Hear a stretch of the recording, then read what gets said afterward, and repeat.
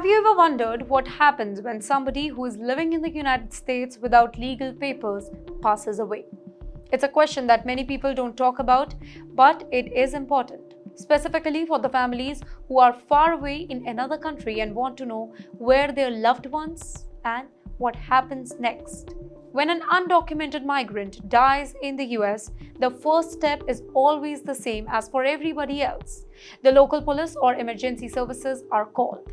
If the person dies at home or in an accident, then their body is taken to medical examiner's office. There, the authorities try to figure out how the person died and also identifies who they are.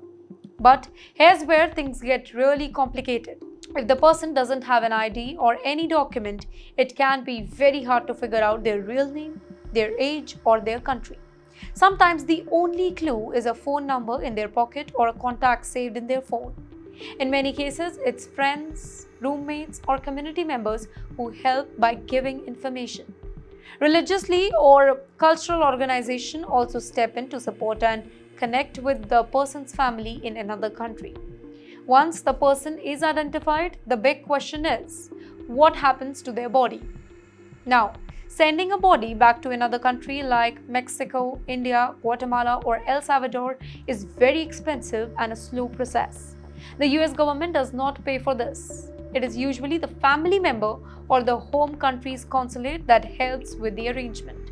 If the consulate of the home country is involved, they might help with documents and even cover some of the cost. But when families cannot afford to bring the bodies home, something else happens. In that case, the body is usually buried in the US, often in public cemetery.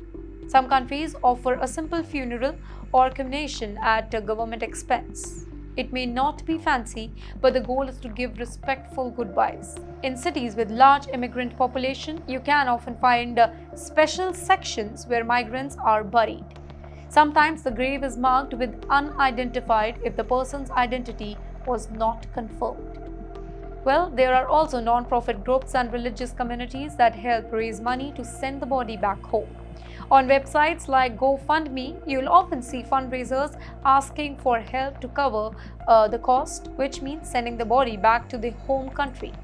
These fundraisers often spread fast, specifically when the person dies in an accident or tragic situation.